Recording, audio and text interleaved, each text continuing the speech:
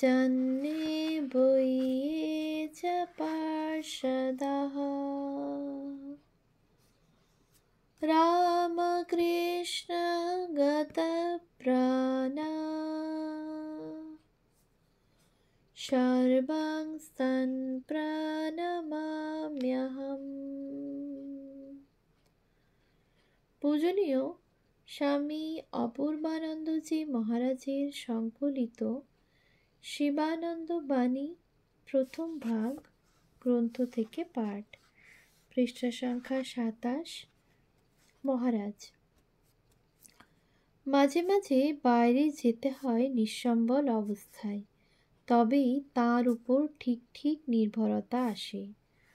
আর ছাই হবে শ্রী ভগবানের উপর ঠিক ঠিক নির্ভরতা না এলে। এত সাধন ভজন যা করতে হচ্ছে সবই তো সেই নির্ভরতা আনবার জন্য।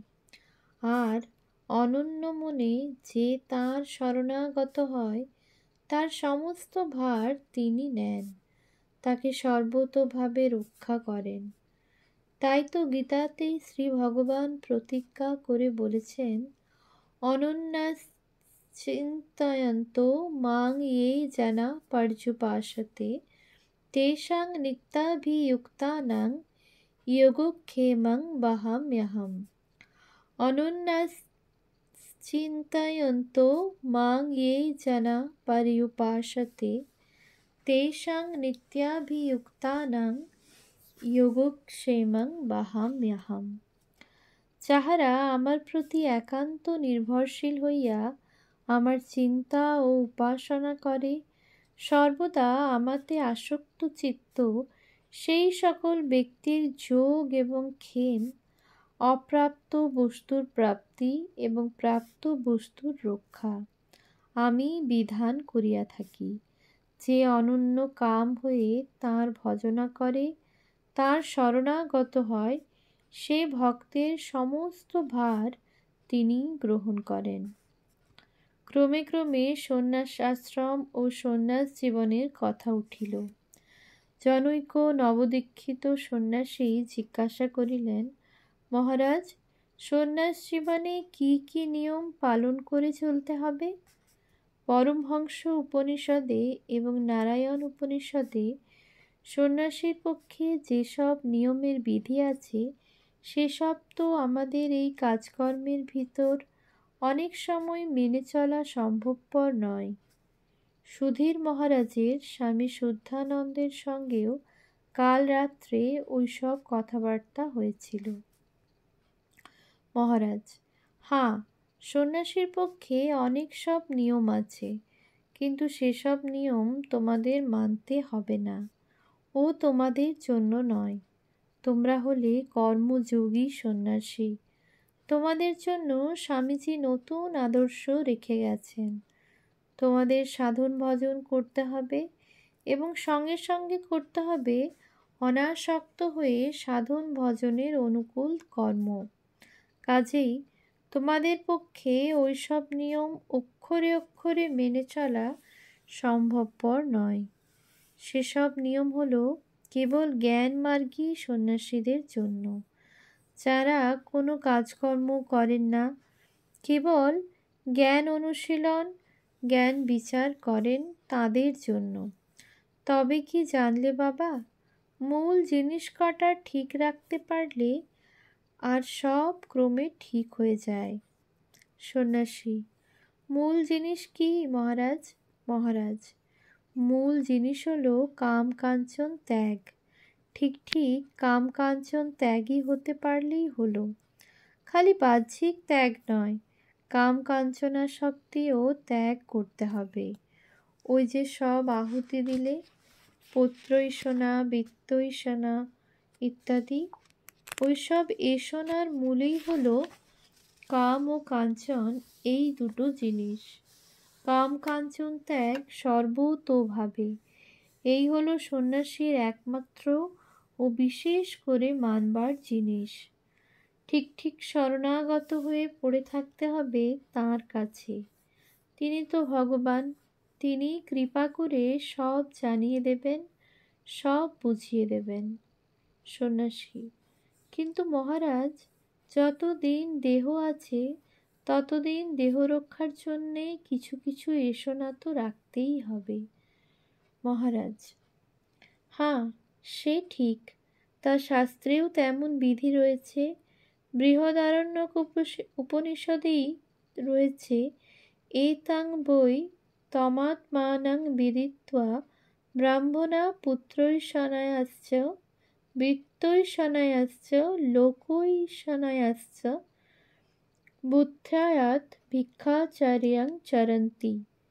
ব্রাহ্মণগণ এই আত্মাকেই অবগত হইয়া পুত্রৈষণা, বৃত্তৈষণা ও লোকৈষণা হইতে বুদ্ধিত হইয়া, অর্থাৎ পুত্র বিত্তাদি বিষয়ে কামনা পরিত্যাগ করিয়া ভিক্ষাচর্য অবলম্বন করিয়া থাকেন। শরীর ধারণ মাত্রের জন্য যতটা দরকার ততটুকু মাত্র এসনা রাখতে হবে। ভিক্ষা দিয়েও প্রয়োজন মতো অতি সামান্য করবে, কিন্তু চর্ব চুষ্য লেজ্জ পেয়েও খেতে হবে বা আরামে থাকতে হবে তেমন কোনো কোথাও নেই। কিন্তু চর্বচুষ্য লেজ্জ পেয়েও খেতে হবে বা আরামে থাকতে হবে তেমন কথা কোথাও নেই। আর শরীর ধারণের উদ্দেশ্যও হবে তাকে প্রাণ ভরে ডাকা এবং তার সেবাদি কাজ করা, তদ অতিরিক্ত আর কিছু নয়। সন্ন্যাসী: আচ্ছা মহারাজ, দ্বৈতবাদীদের পক্ষে সন্ন্যাস কেমন করে সম্ভব? মহারাজ: তা কেন হবে না? সন্ন্যাসের সার অর্থই হল এষণাত্রয়ের সম্যকরূপে নাশ। ঠিক ঠিক দ্বৈতবাদী তো অন্য সমস্ত এষণা ত্যাগ করে একমাত্র ভগবানকেই চায়, আর কিছুই চায় না। ভগবানই তো একমাত্র কাম্য বস্তু, তাকে পাবার যে কামনা সে কামনার মধ্যেই নয়।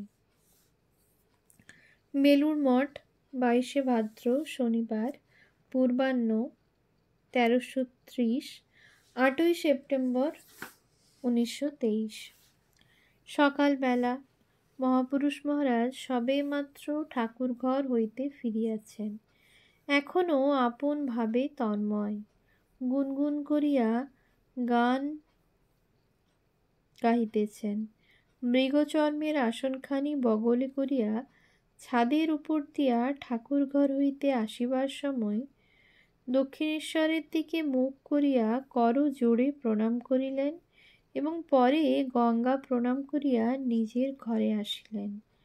মঠের সন্ন্যাসী ও ব্রহ্মচারীবৃন্দ ধ্যান জপ আদি সমাপনান্তে একে একে তাহাকে প্রণাম করিয়া চলিয়া যাইতেছেন।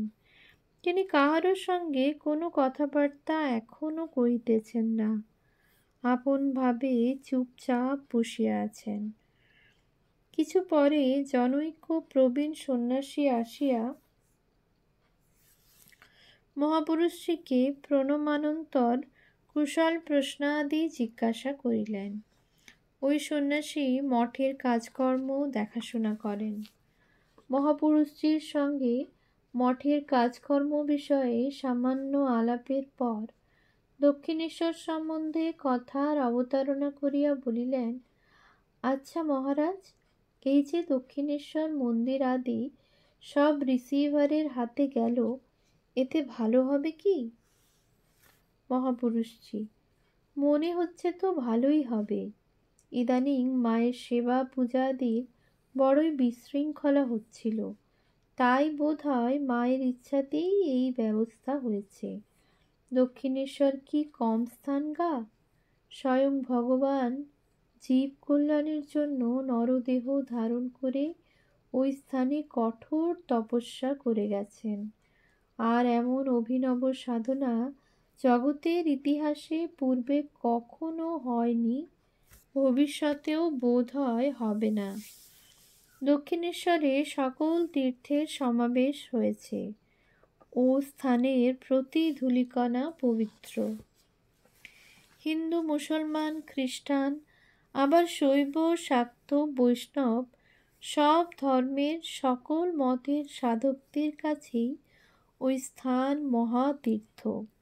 জগতে যেসব তীর্থস্থান আছে তাতে কোথাও হয়তো একজন সাধক কোনোভাবে সাধনা করে সিদ্ধ হয়ে গেছেন, কোথাও বা কোনো সিদ্ধ পুরুষ দেহত্যাগ করেছেন, এই রকম।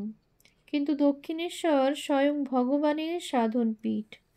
ও স্থানে কত রকম আধ্যাত্মিক ভাবের যে বিকাশ হয়েছে তার ইতি কে করে? কালে ওই স্থানের মাহাত্ম্য লোকে বুঝবে, তখন ওখানকার ধূলিকণা নিয়ে কাড়াকাড়ি হবে। ওই স্থানের ঘনীভূত আধ্যাত্মিক আবহাওয়া নষ্ট হবার নয়। যখন থেকে শুনেছি যে দক্ষিণেশ্বরে মায়ের সেবা পূজা ও ভোগ আদি ঠিক ঠিক হচ্ছে না, তখন থেকেই আমি রোজ মাকে আহ্বান করে মনে মনে তার পূজা ও ভোগ আদি এখানেই নিবেদন করছি। মাকে বলি, মা, তুমি খাওয়া দাওয়া এখানেই করো, আমাদের এই সেবা গ্রহণ করো। ওখানকার মন্দিরের সেবা পূজাদির সব সুব্যবস্থা হয়ে যায় তো নিশ্চিন্ত হই। স্বামীজি বলেছিলেন যে দক্ষিণেশ্বরের সব জায়গায় হয়তো কালে মঠের অধীনে আসবে। মথুরবাবু তো প্রাণ থেকে ঠাকুরকে সবই দান করেছিলেন, কিন্তু ঠাকুর তখন উহা গ্রহণ করেননি। এখন তার কাজ কত দিকে কত ভাবে হচ্ছে। বিশেষ করে ওই স্থানটি রক্ষা করার দরকার হয়ে পড়েছে। মায়ের ইচ্ছা হলে সবই হয়তো মঠের অধীনে আসবে। সন্ন্যাসী: কিন্তু মহারাজ, এসব টাকা পয়সা নিয়ে নাড়াচড়া করা বড় মুশকিল ব্যাপার। তাছাড়া আবার জমিদারি আছে, ওই সবের রক্ষণাবেক্ষণ, বৈষয়িক ব্যাপার এবং ঐশ্বর্যের সঙ্গে জড়িত হবার দরুন ক্রমে আদর্শচ্যুত হয়ে বড় বড় ধর্মসম্প্রদায়ের পতন হয়ে গেছে। ইতিহাসে তার বহু দৃষ্টান্ত পাওয়া যায়। মহাপুরুষজি, তুমি যা বলছো তা একদিক থেকে ঠিকই, তবে আমার মনে হয় কি জানো, যেসব ধর্মসংঘের পতন হয়েছে তার মূল কারণ ছিল সাধন ভজন ও ত্যাগ তপস্যা আদির অভাব। ঠাকুরের এই সঙ্ঘেও যতদিন ত্যাগ বৈরাগ্য সমুজ্জ্বল থাকবে, সঙ্ঘের প্রত্যেক অঙ্গ যতদিন ভগবানলাভী জীবনের মুখ্য উদ্দেশ্য জেনে ভজন সাধন ও তপস্যা দিতে রত থাকবে, ততদিন কোনোই ভয় নেই, সব ঠিক চলবে। সাধুর ঠিক ঠিক দৃষ্টিভঙ্গি কেমন হওয়া উচিত সে সম্বন্ধে অতি সুন্দর একটি কথা বলতেন মহারাজ। তিনি বলতেন যে সন্ন্যাসী যখন অট্টালিকায় বাস করবে তখনও ভাববে আমি গাছতলায় রয়েছি, আর যখন চর্বচুষ্য লেজ্জ পেয়েও খাবে তখনও মনে মনে ভাববে আমি পবিত্র ভিক্ষান্ন খাচ্ছি। তার মানে এই যে সাধু সর্বাবস্থায় নির্লিপ্ত থেকে অন্তরে তপস্যার ভাব জাগিয়ে রাখবে। ভাব শুদ্ধ থাকলে আর কোনো ভয় নেই, ভাব নিয়েই সব। ওম শান্তি শান্তি শান্তি। হরি ওম তৎসৎ। শ্রীরামকৃষ্ণার্পণমস্তু।